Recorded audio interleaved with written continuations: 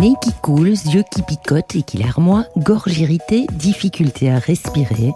Comme chaque année, les allergies saisonnières au pollen ont fait leur grand retour.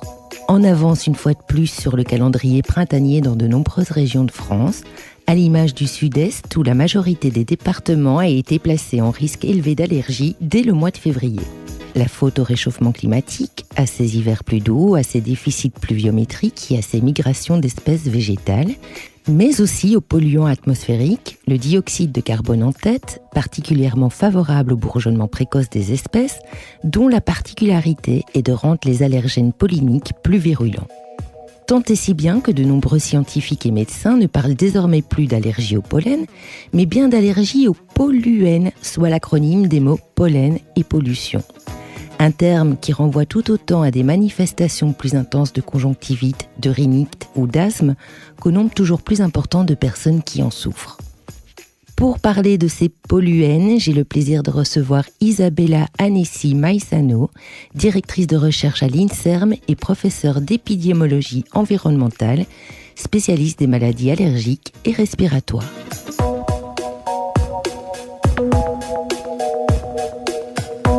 Vous écoutez Inspirons, le podcast au service de l'air et du vivant d'Atmosud, l'Observatoire Air, Climat, Énergie de la région Sud. Bonjour Isabella Anessi Maisano. Bonjour. Merci beaucoup d'être avec nous pour cet épisode printanier d'Inspirons. Alors, vous, cette notion de polluène, on peut dire que vous la connaissez particulièrement bien, puisque vous êtes à l'origine de plusieurs recherches et publications internationales dont l'objet d'étude porte sur les causes des maladies allergiques et respiratoires et leurs troubles associés, avec pour facteurs principaux la pollution atmosphérique et le changement climatique. Est-ce que, en préambule, vous pouvez revenir sur cette notion de polluène? Quand est-ce qu'elle est apparue et que peut-on dire sur elle aujourd'hui? C'est une notion qui est apparue il y a une dizaine d'années, on peut dire, mais elle est encore méconnue. Il y a plein de gens qui se demandent s'il n'y a pas une erreur quand on prononce ce terme. Donc, comme vous l'avez dit, c'est mettre ensemble deux mots qui sont très clairs, pollution d'un côté et pollen de l'autre, en faisant une contraction qui donne polluène. C'est quelque chose qui existe. Je veux dire, c'est physique. Mais il y a des photos qui montrent bien comment il y a ce qu'on peut appeler un mariage entre les polluants et les pollens. Alors, il y en a deux types essentiellement. Le plus simple, c'est que on peut trouver des allergènes polliniques sur des particules, par exemple, issues de la combustion automobile. Et de l'autre côté, on peut avoir aussi des gros pollens qui portent des petites particules. Et ça, c'est un phénomène qui a été bien identifié. Et puis, peut-être le plus dangereux, par contre, ce qu'on appelle un aérosol qui est un mélange de petites particules, même très très petites, qui peuvent être à la fois solides ou liquides. Donc, c'est un mélange de tout, c'est un cocktail et dedans, on peut trouver des allergènes de pollen. Alors, j'explique, les allergènes de pollen, c'est la partie des pollens qui fait que le processus allergique se déclenche. Vous m'aviez expliqué que les polluants atmosphériques rendent les pollens plus agressifs parce qu'en fait, ils viennent endommager la structure même des pollens, c'est ça? Oui, et dans ce cas-là, voilà, on le voit, encore une fois, il suffit à un microscope normal, on voit que le pollen, la membrane extérieure de pollen s'abîme, s'ouvre, et donc les allergènes qui sont à l'intérieur sortent et entrent en circulation dans l'air et vont former cet aérosol dont je parlais tout à l'heure, où elles vont s'accrocher à d'autres particules. Donc, quelle est la différence?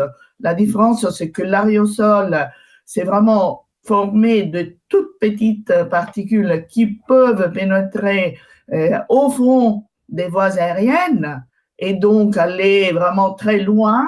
Comme les particules fines. Ultra fines presque. Et là, c'est pour ça qu'on voit de plus en plus de cas d'asthme associés au pollen.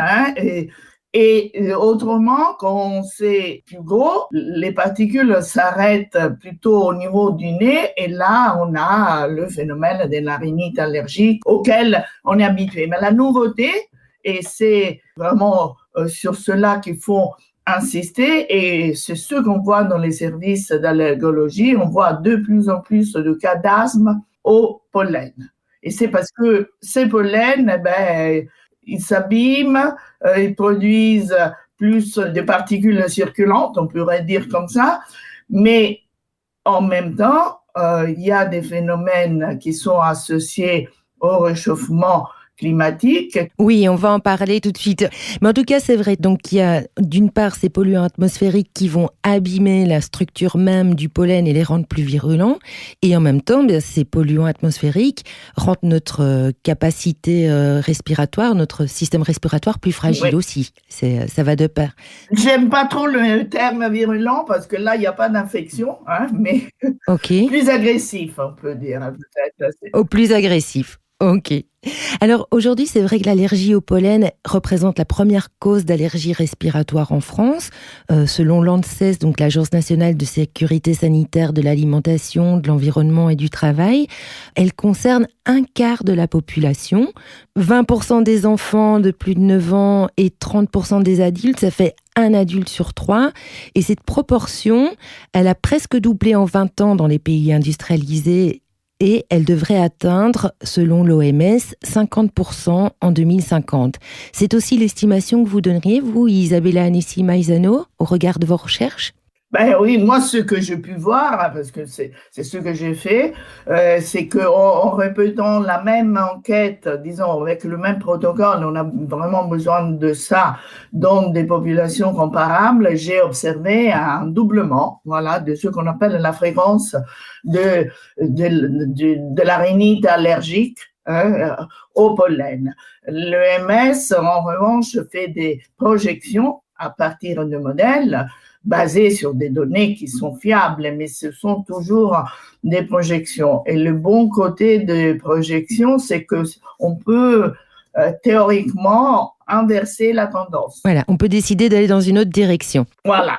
Disons, arrêter un peu le processus. Mais moi, ce que j'ai vu vraiment, c'est ces maladies allergiques qui ont doublé en quelques années, disons 20 ans, ça dépend un peu des études. Et en France, voilà, on n'a fait pas trop d'études, mais il y en avait une, on avait vraiment observé ce phénomène chez les enfants et les adolescents.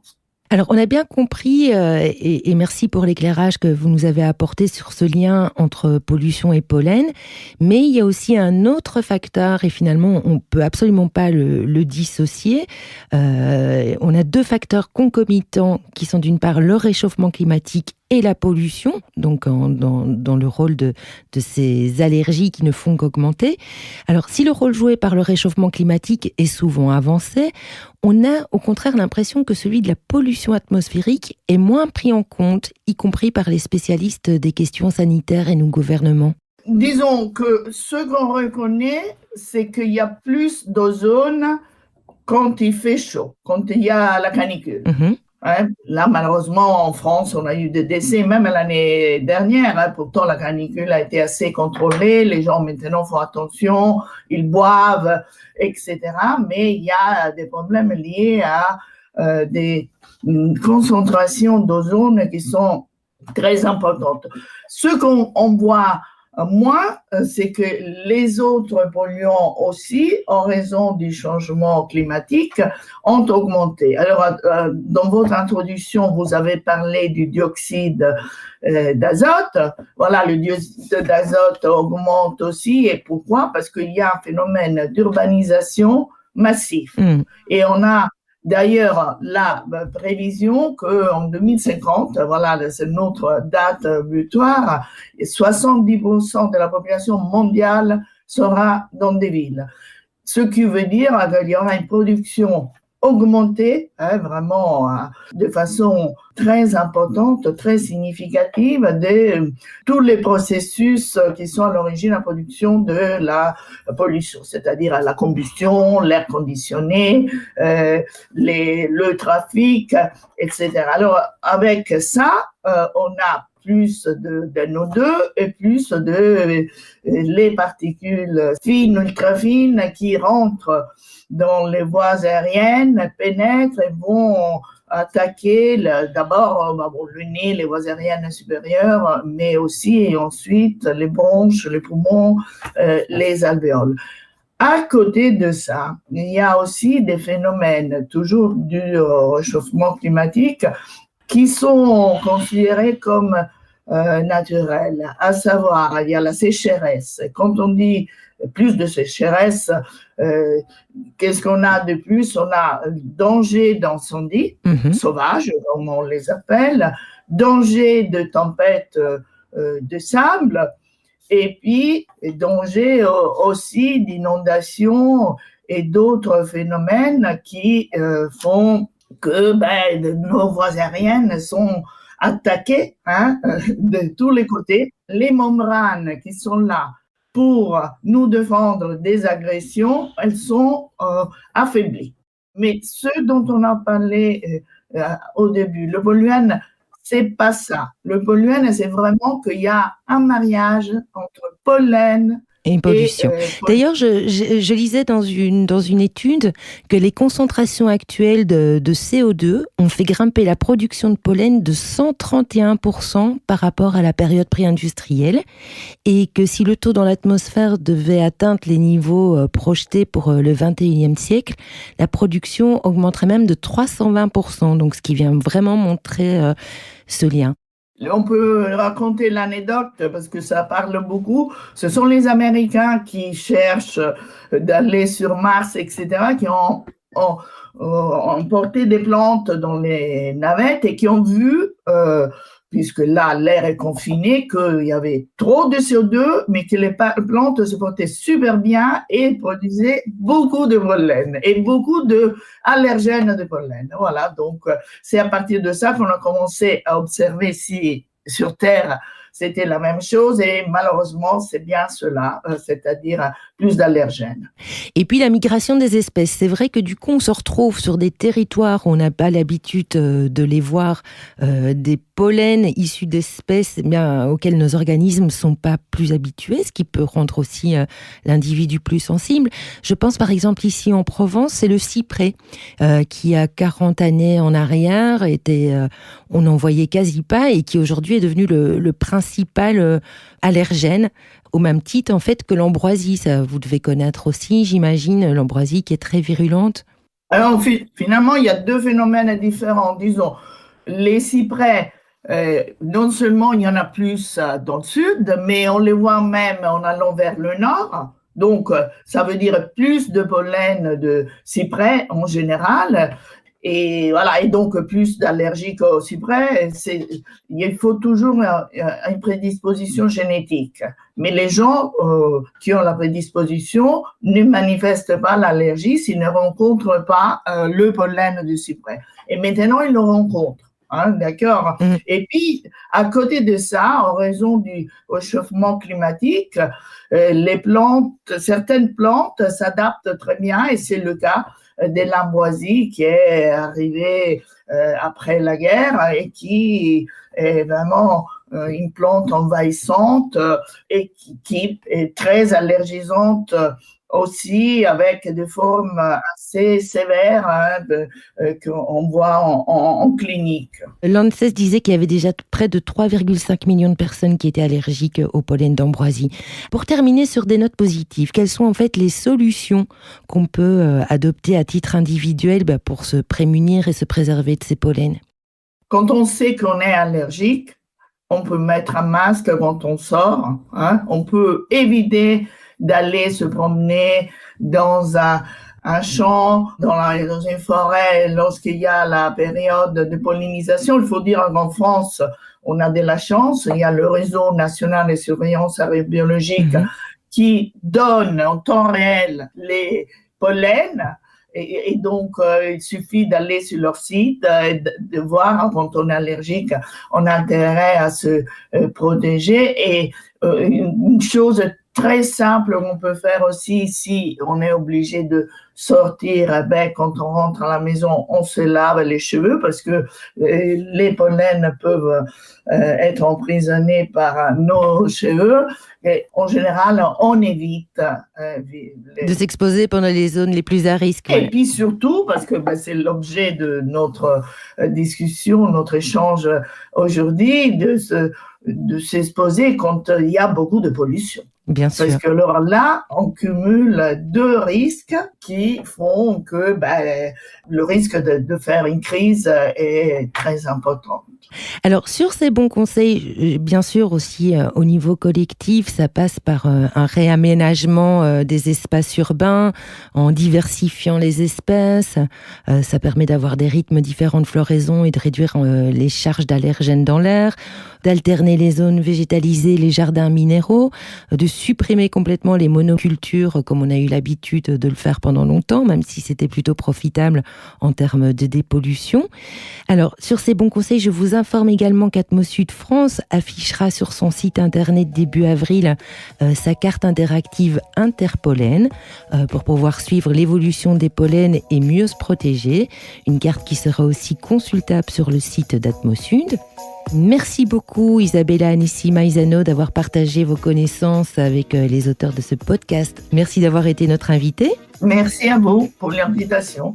Et pour tous les auditeurs qui nous écoutent, vous pouvez retrouver cet épisode sur toutes les plateformes d'écoute. Et s'il vous a plu, n'hésitez pas à lui attribuer de jolies étoiles, à laisser un commentaire et à le partager autour de vous. Et vous pouvez également le retrouver via la newsletter mensuelle d'Inspiron en vous inscrivant gratuitement depuis le site internet www.atmosud.org ou via le lien laissé dans le descriptif de cet épisode. Je vous souhaite à tous un très joli mois de mars printanier, épargné par des allergies au pollen, il va sans dire.